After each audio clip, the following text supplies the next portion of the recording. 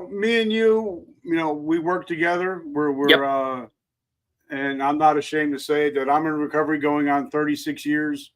I also had my first drink at 11. I was a full blown alcoholic by the age of 13. Uh, so now, thinking about your dad, I'm just thinking because I am prior military, and I do deal with a lot of people that struggle with PTSD, traumatic brain injuries, depression, anxiety. As you've gotten more into the mental health space, Yeah. have you thought about if your dad ever suffered from any of these things, PTSD or anything like that? Um, no. And obviously, the way I'm coming across here, it might sound like resentment, but it's not. It's me healing from this.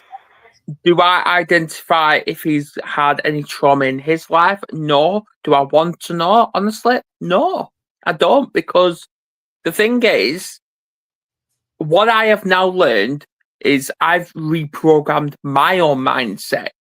Um, can I say I was abusive? Yes, I was. I was abusive to many people in my time. But when it comes to my dad, I don't want to know him. I don't. Because what he has taught me without teaching me is how to be a father, how to protect and how to safeguard my own kids and not put them at risk. So that's where I thank him on that one. Okay, but now you said and the reason why me and you, we have a lot of things in common. Do it. Like I said, um, me and my mother, she was my abuser, and we've talked about this on the Mental Health Warriors. Yeah. She's my abuser, and I'm taking care of my abuser now.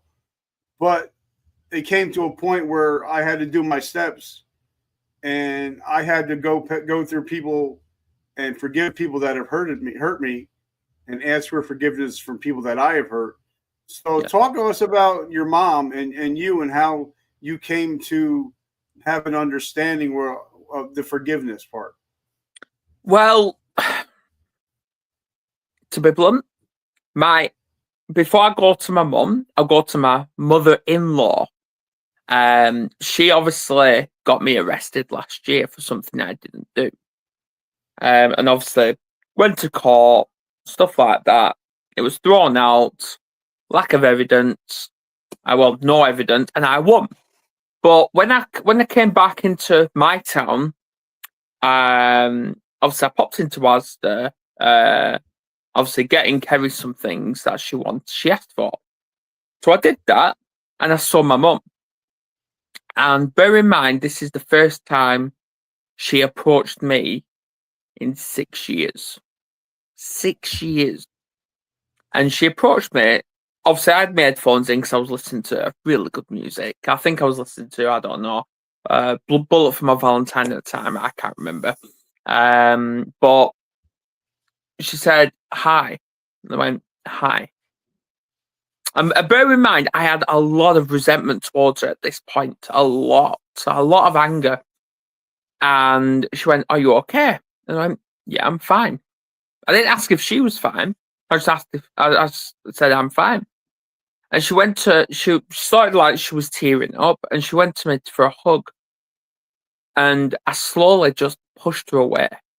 I pushed her away. And then I just walked off. Well, I haven't said a thing.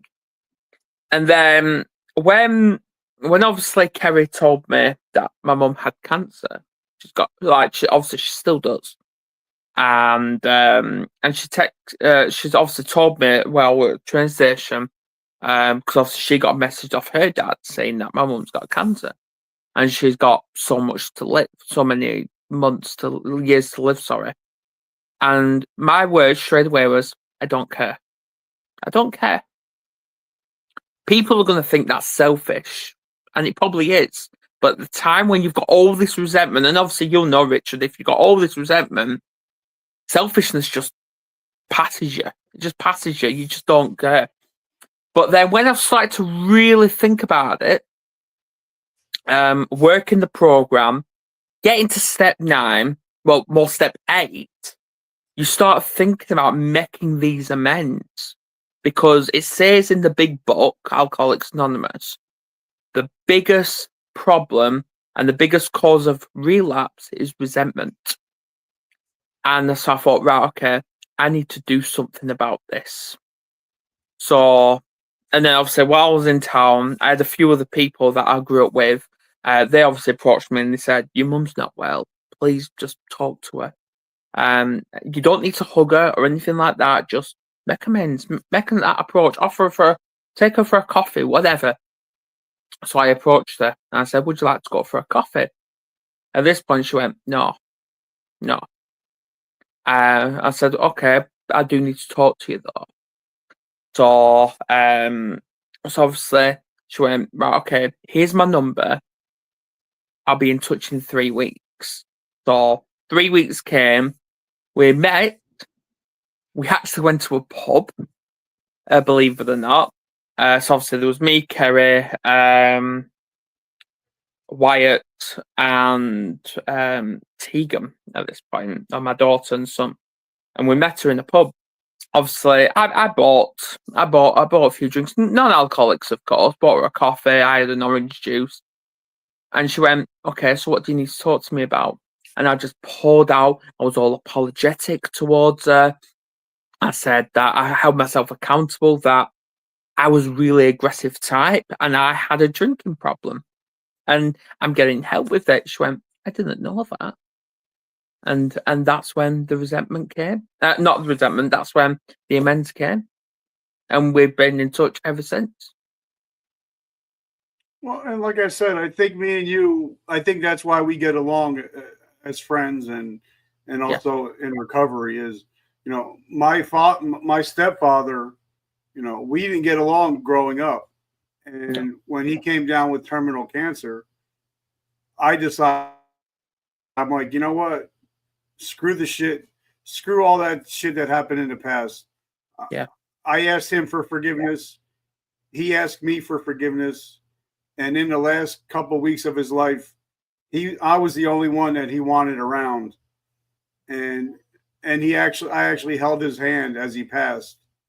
Um, and we just decided to agree to disagree, and that yeah, all this little petty bullshit that we go through in life is really not worth it in the end, to have all these anger, all these hangups. But now something interesting that we talked about last week on the show, and guys, if you don't, mhm, every Friday, 3 p.m. Eastern Standard Time, make sure you check out the Mental Health Warriors. We were off last week, but the week before that, you actually said that your mother-in-law, the same one that called the police on you, yes. came up and shook your hand. She did. And that was a couple of weeks ago. So yeah, obviously Kerry, obviously my bride, bride to be, she obviously um said that I inspired her. When I made amends with my mum, she wanted to make amends with hers. And a part of her healing journey, because we're going on this healing journey together. We're doing this sober journey together. So obviously we're in the same boat, same days, same hours, same seconds. We're doing that. And obviously she invited her parents up. I was waiting for a lift to go to Alcoholics Anonymous. It looked like while I was stood out in the dark and stuff like that, it looked like I was waiting for the big truck big van to turn up to take me to Squid Games, believe it or not. Um, so, but obviously, her parents showed up. They obviously came out the car. Kerry's niece obviously ignored me. Kerry's dad ignored me, but her mum stopped and she said hi. I went hi, and then she held her hand out. So I went okay. So I shook it, and she went, "Are you okay?" I'm like, "Yeah, I'm fine." And she went, how are you going to that thing? Which defined AA. I went, yeah, I'm going. And she went, how are you finding it? I went, it's okay. Yeah, I'm doing good. She went, all right, okay. I'll see you again. And that was it. And we've been talking. Obviously, I've not got a number. I've not got her on Facebook or anything like that. But every time we come together, whether it's on the bus, whether it's her house, my house, whatever, we talk and we have a laugh. And how I've and at the time I was struggling to process what the hell was going on. I brought it up in meetings. I brought it up to Kerry. I brought it up to friends. And it actually was people on that Friday show that inspired me to say, just accept it. Because at the end of the day, she actually saw the bad side to you from all them years. But now she's seeing a new you. So just take it and see what else you can get from this. And that's what I'm doing. I love it. And by the way, we got to give a big shout out to some of our crew. Christopher Roush, we got to give a shout out to Nancy Nance, Ron. We have so many people that make the Mental Health Warriors what it is. So we want to give a big shout out to them. And remember, guys, it's every Wednesday and every Fridays. 3 p.m. Eastern Standard Time if you're in the United States. So let's talk about, when the moment came when you were sick and tired of being sick and tired. Talk to us about the moment when you're like, you know what? I can't do it anymore. I'm tired, and I'm sick and tired of being sick and tired. Because, when I talk about sobriety, there's the Adam that was you the day before you got sober. The Adam that was you that the day you got sober, started getting sober, and the day after you decided to get sober. You're 3 different people. Same person, 3 different people, but you're in 3 different mindsets. So take us back to those 3 days. Take us back to the day before you decided to get help and get sober. Well, the first day that comes to mind, and this was before I even considered stopping drinking, was 18th of March 2019. That day will stick with me for the rest of my days, because that was the day I attempted suicide. That was the day I attempted to end it all. I had no intentions of it, but the voices told me different. It was the trauma of my upbringing. It was all that resentment I had towards everything and everyone, including myself. Obviously, I had resentment towards Kerry. I had resentment towards the kids. I had resentment towards myself. Just everyone. And even though people were trying to offer the support, and they were. I saw statuses, I saw posts, I saw people trying to message me and ring me and stuff like that to see how I am. But the only thing that was on my mind that day was death. Death. That was it. And I'm obviously not going to describe how I tried to, because I don't want to trigger anyone. But I attempted. But how I'm describing that, the successful failure. That's how I describe that moment when I attempted it. And which turned out it was actually a severe anxiety attack. Because I was scared to obviously go downstairs. I literally hid myself in the bedroom for a good solid week. I didn't eat. I only drank. Kerry, literally, she is a goddess. She did absolutely everything to try and support me. And every time I came to the top of the steps and she opened the door, I started shaking big time. But when I slowly came downstairs, she started guiding me outside.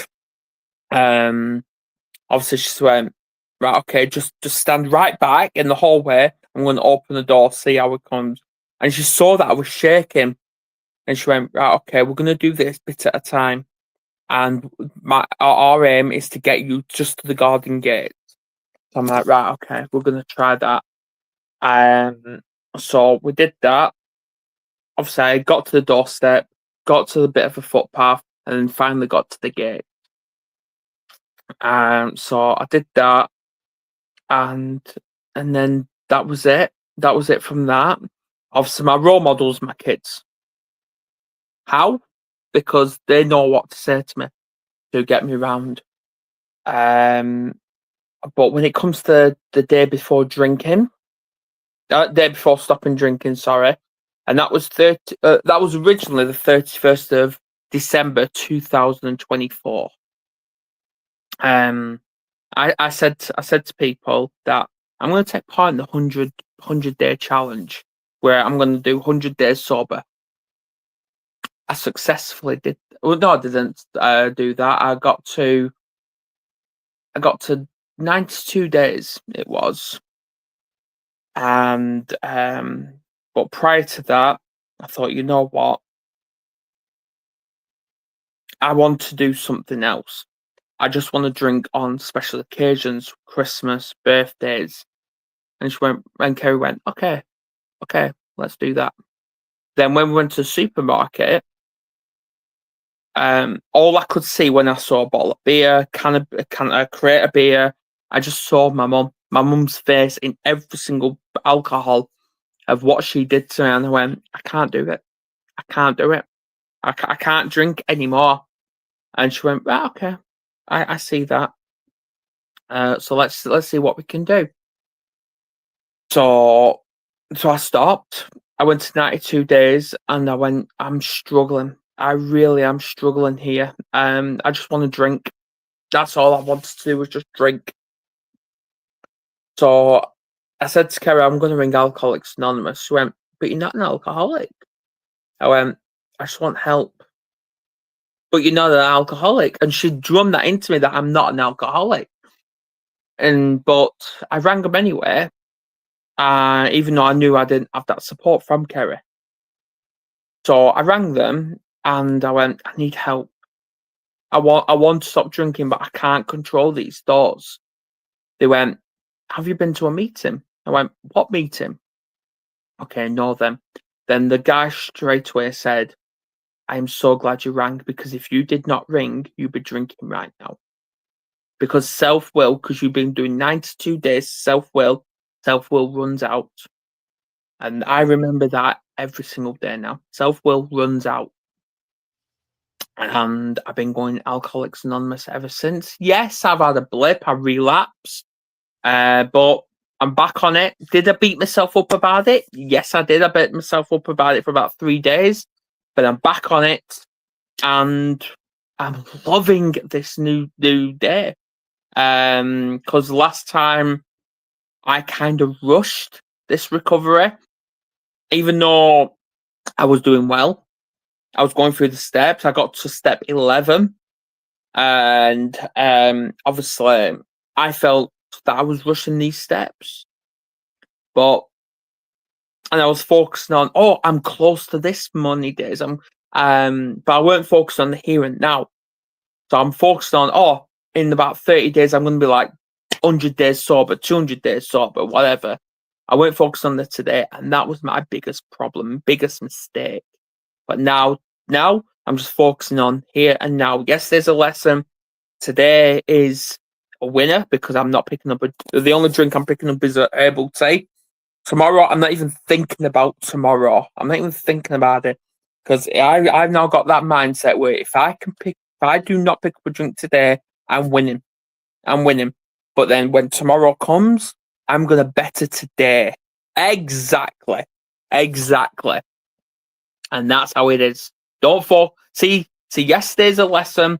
Today is the gift, hence why it's called self-gratitude, hence why it's called the present. Tomorrow, don't even think about it.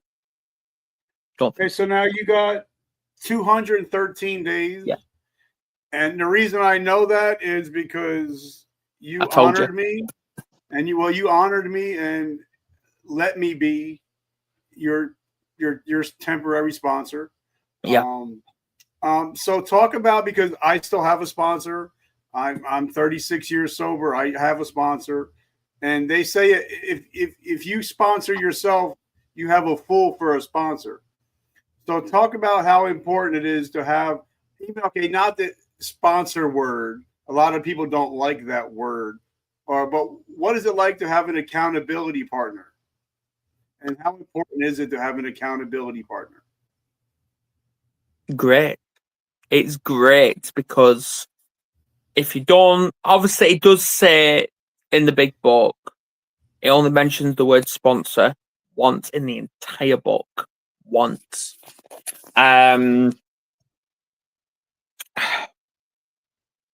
If I didn't have anyone to help me through this recovery, I'd be on my own.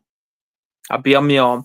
And I feel like if I didn't have that support network to help me through this program, would I have relapsed again? Possibly. Possibly. But I'm not focusing on that. I'm focused on the fact that I'm sober. I'm not drinking. I've got a brilliant support network around me. And I've got a purpose, man. I've got a purpose to live. I've got a purpose to keep going. I've got a message. And there's all these messages that people have told me that are sticking with me forever.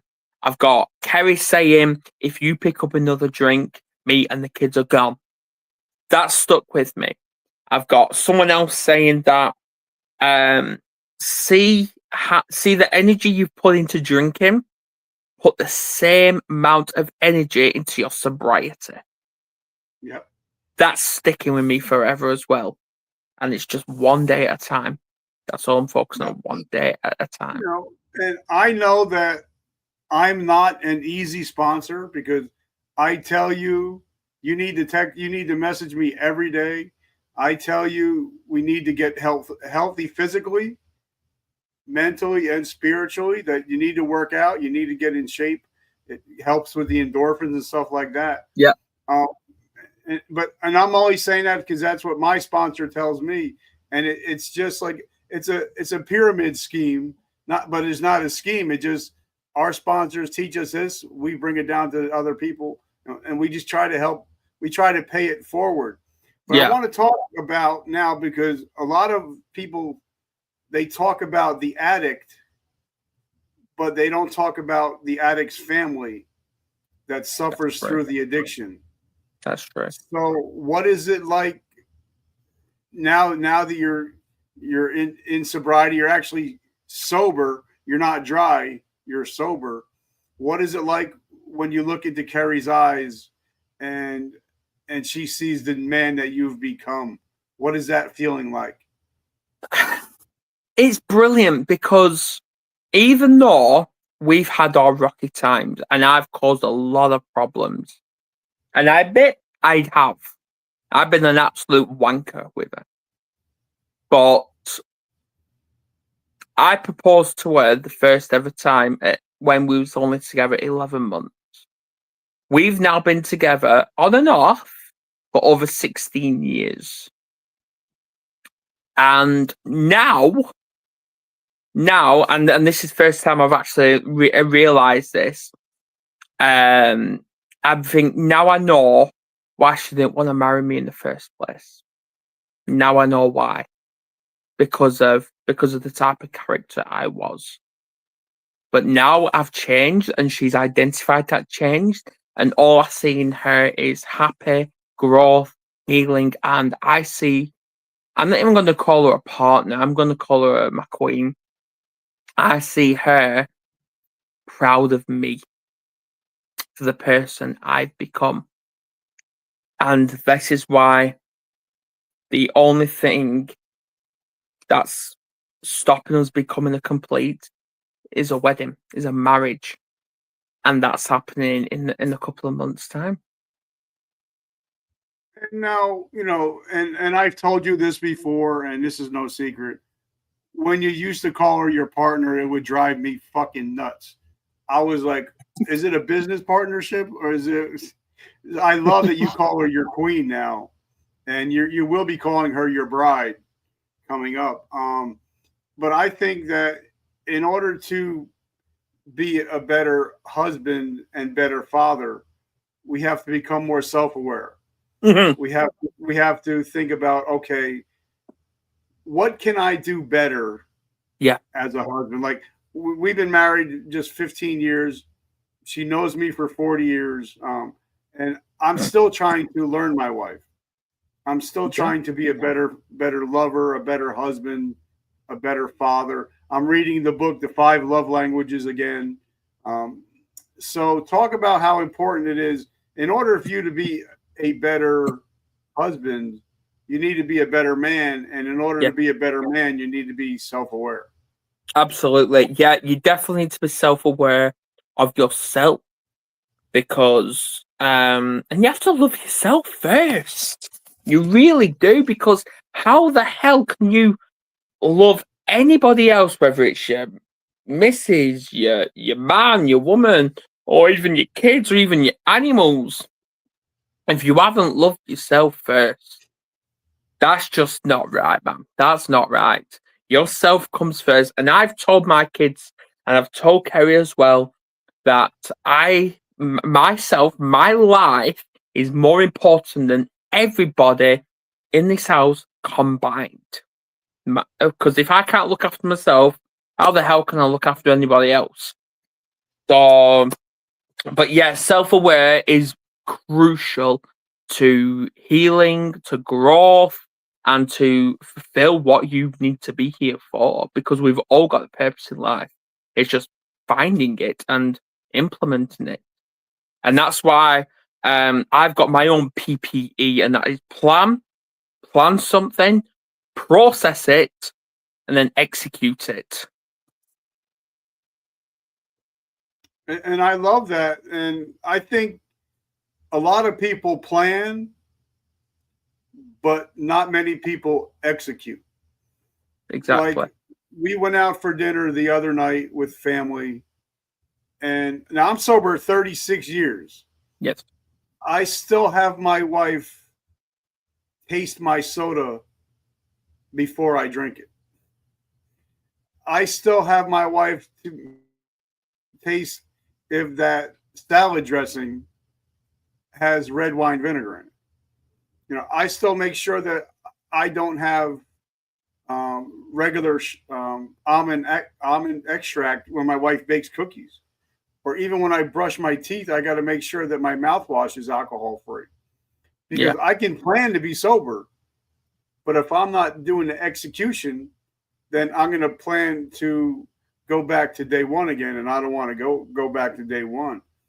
So how Exactly. important is it for every moment to put your sobriety first, or you're not going to have a bride, you're not going to have a kid, Well, your this, kids, you're not, you yeah. know. Well, this is exactly what it is, because we have an agreement. Me and Kerry is every Saturday night we have a couple night. We put our son to bed and we have a couple night. But when I was drinking, I used to always put that off every time, and I chose to get pissed with a friend. What I did, I did. I used to get pissed, and I didn't give a shit what Kerry thought about it. I didn't give a shit. And I used to drink till what, about 2, maybe 3 o'clock in the morning, and I was passed out the next morning. I was passed out. When I was drinking, I either drunk till I'm throwing up, or I drunk until I collapse, pass out, and that could be anywhere. Mainly, it is normally on the settee, but and obviously, when obviously Kerry tried waking me up because we was gonna go out as a family, doing a bit of shopping, day out, whatever. I woke up and this was about 2 o'clock in the afternoon, and this was next day, and the house was silent, and I'm thinking, where the hell is everybody? So I text her saying, "Where are you?" I got nothing. I'm like, okay, what's going on here? So I rang her. She declined it at first time, so I'm like, okay then. Then she rang me back, and I said, where are you? Oh, we're out shopping. I'm like, I thought I was coming. Oh, well, we tried waking you up, and we got nothing. So that's not exactly the way forward for people. It's not, because priorities are wrong. And she gave me the ultimatum: you either do something about it, get help, or the family's over. So this is what I'm doing. All right, so then let me. A lot of people, including me, before I got sober, I would use excuses. Oh Yes. well, it was a party. I'm feeling great. I'm feeling bad. I'm feeling low. I'm feeling good. But like we were talking about before we came on the show, you hurt your back. So you could have used that as an excuse to say, you know what, I need something to dull the pain. Yeah. So you could have took something or you could have drank something. So talk about what it's like to be in recovery and not be able to do the things that some people do. Like my wife can come home because she never had a problem with it. She can come home, she can have a glass of wine or a hard tea or whatever. But for me, if I have a hard day or whatever, I can't just break open a bottle. I can't take a pill. I have to live life on life's terms. So Yeah. talk about living life on life's terms. Well, you've got two choices, guys. It's either you live life or life lives you. Which one is it? Because I used to always let life live me. I used to always let other people live my life until and look at the type of character I became. I was an aggressive type. I abandoned the people I love, and I just didn't give a shit. I didn't give a shit. But I thought something needs to change here. And now I'm living life. I've got a purpose. I work out.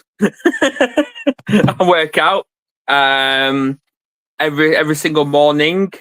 Whether I'm not having a herbal tea, I'm drinking not lettuce, cucumber and lemon water.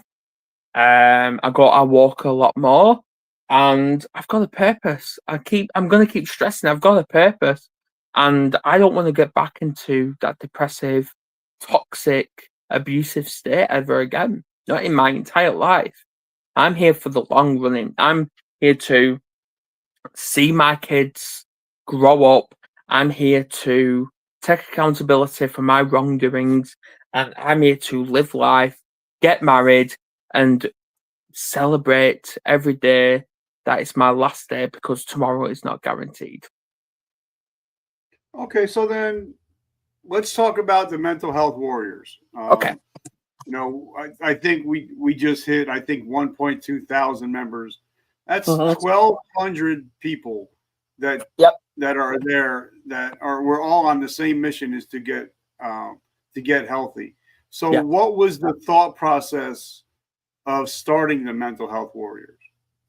You are not the first to ask that, and you certainly won't be the last.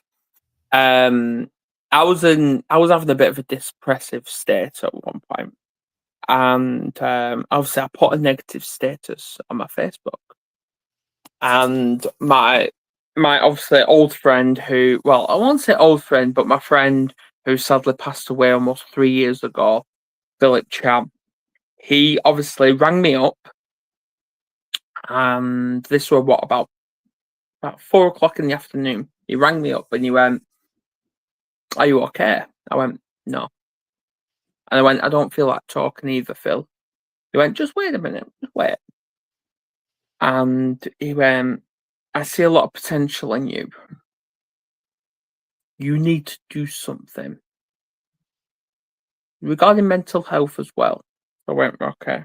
So I started listening to him, and obviously he said, "You need to create like a page, and I'll even help you with it." So I went, "Okay." He went, I want to organise getting on Zoom with you." I went, right, okay, we'll do that. So a few days later, we ended up on Zoom and we were just discussing what to do with this. Straight away, I already knew this page was going to be an absolute failure. So he went, what does mental health like? Where do you see it? Well, right, okay, probably just to help people, maybe. He went, what about warrior? I went, okay. Straight away, I caught it. I said, right, okay, let's do it. What about mental health warriors? He went, I like it. So created the page, and I was following it for about 2 weeks. So I seen it get to like 10 followers, then 20, then 50, then 100, but then it dropped to 90 again. I'm like, right, I'm gonna delete this because it's only gonna be a temporary thing. So when I was about to click delete, Kerry stopped me. You went, give it a chance. Give it a chance. Because you never know. And now it's got over 2,000 followers. 2,000. And it's still growing. Obviously, Kerry created the group, which obviously has now got over 1,000 members. And we just keep on growing. We're not rushing this. We're just taking our time with this. We're not like these big creators that expect like 10,000 members within less than 2 weeks. We're not like that. We are taking our time. We've had members, we've lost members, but we're just growing this every single day. And as it is, it's one day at a time. And when it comes to our lives on Fridays, if we could just we don't care. We don't care how many people are tuning in, whether it's one person, 10 people, even 10,000 people. If our message on these panels can help just that one person, that's our life. That's our message across. Because that person can then spread the message and so on and bring and attract more followers. And this is what we're doing. This is our aim. I love it. And every week we have different topics. We do. And some weeks, I got to tell you, some weeks there's some tough topics. Like this Friday. Yeah, tell them about what the topic is this Friday. This Friday, 8 p.m. UK, we are going to be discussing, and bear in mind it is a trigger warning stream. We're talking about the cycle of manipulative abuse. And that's not an easy subject because some of us, thank God, I've decided not to let people manipulate me anymore, especially my abuser. But some people are still in that they're still living with the person that is being manipulated. I can never say manipulative. That word. Manipulative. Exactly. Yeah. So this is going to be a tough subject, but it's for somebody. It might be just for that one person that's in an abusive relationship that needs to hear this, right? Yeah. Yep. I agreed. So now there's a difference between just having a group and then having a YouTube channel. That's right. So what made you decide, okay, I'm going from a group, now I'm going to have a YouTube channel? Why the two different things? Well, obviously, the Warriors have been going since 2019. But the YouTube channel, I created that in 2015. And what I used to do, and obviously if people go all the way back to my very first YouTube video, I was doing it from my phone. I was depressive. I was drinking. Like, obviously, I still remember it now. I had a beer off camera. And every time I was like that, I was drinking while I'm on camera as well. Well, not on camera, but I was like that. Keeps disappearing. And I used to go live every single week, once a week. And I was just slating everything. I was slating the NHS, I was slating the government, I was slating social services. I was just naming and shaming everybody. And did it attract followers? Yeah, it did for a while. It did. But it wasn't getting me anywhere. It wasn't getting me anywhere. I wasn't making a difference. I wasn't. So I thought I need to change my tactics. Because that's me showing resentment if I'm attacking all these people. Because at the end of the day, whether they're doing bad things, whether they're doing good things, there's nothing different between them and us. There's nothing different. So I've changed my tactics and I'm doing about mental health, doing about neurodiversity, doing about addiction and mental health warriors. Am I the creator? Did I create this? Yes, I did. But do I see it as mine? No, I don't. No, I don't. Yes, I built it, but this is everybody's. This is everybody's community. We are building a community. It's not a group. I will never see it as a group. I see it as a community, and we're in this together to do the same thing. And that is help people overcome that fear of using the voice through the awareness of the story to bring that into that stigma. And in my opinion, I've seen so much growth in you just in the last 90 days. You've totally turned it around. You become a totally different person, even from just 3 months ago. Mm-hmm. So this is a teaching podcast. So if somebody is struggling with alcohol addiction, mental health issues, what would be your top 3 pieces of advice for them to get help today? Because tomorrow is not promised, and we've talked about that. Yeah. There's been plenty of people that said, hey, I got one more run in me. I got one more drink or one more drug in me, and they don't come back. So what would be your top 3 pieces of advice for somebody that wants to get help? Well, straight away, Richard, I won't give them no advice, because the word advice, I see that's telling someone what to do, and I'm totally against that. What about the feedback I will give them? The first one is, don't isolate yourself. I know it's easier said than done, but don't isolate yourself. It may feel horrible, it may feel isolating, it may feel depressing, but there is always someone to reach out to. Because it only takes 6 seconds to dial a number and click dial, and somebody will pick up. It takes 6 seconds. It takes 4 seconds to send a text message. 4 seconds. That's one. So reach out. The number 2 is try and get out. Try and get out.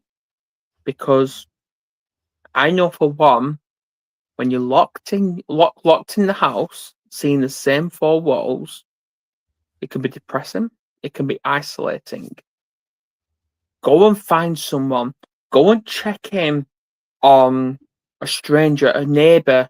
Go and check in on your loved one. Go and check in on your parents. As much as they may have done you wrong, check on them. Because at the end of the day, they're not going to be around forever.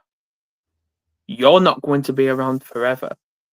Because I know a lot of people in addiction that wanted to make amends with somebody, whether it's a friend, whether it's a family member, and it became too late. And that they're living with that every single day. So reach out. Reach out. Ask if they're okay. And if they're giving simple one-word answers, start again. Ask them again. Because it'll get them to think this person actually wants a conversation with me. So reach out to someone and see if they're okay. Because when they're okay, they'll talk to you. Because what I see it is, when I'm helping other people, that's helping me as well. That's helping me. And the third one, this is what I do, because everything I do is out of experience. Every single day, I pick 5 people on my social media. 5 people and I drop them a message or I drop them a phone call just to see how they are. Because there are a lot of negative people out there. We are living in a negative, toxic world. We really are. But that's only if we focus on that. If we focus, taking for example, COVID, everybody's still talking about COVID. It was depressing. It was toxic. It brought a lot of division in the world, and not just the UK, but in America, but the world. It brought a lot of division and a lot of resentment towards everybody, and it brought a lot of hate. But if we continue to focus on that, what are we achieving? We have to question, what are we achieving? But if we change our tactics and thought, right, okay, this is going on in the world, but I'm focusing on the positive. Focus on the positive. Live life every day because, for example, when COVID happened, for the first 2 weeks, I'm thinking, what the fuck's going on here? But then I thought, there's an opportunity here. And the Mental Health Warriors was created. The Mental Health Warriors was created. And look at the type of people we've connected with all over the world. From America to China to you name it, Canada. We've got people on the show. We've got Richard every single week. And yeah, like right now, there's 2 destinations in the world that have connected right now. And that is the power of social media. So focus on the positive. We're living in a shit world, we're living in a toxic world, but we've got a positive conversation going on right here because we're not focused on that. So yeah, there's my 3 pieces. I love it. And guys, if you're in the United States and if you're struggling right now, dial 988 and then hit the number 1, and you'll get mental health help right now if you're struggling. That's 988 and then hit the number 1.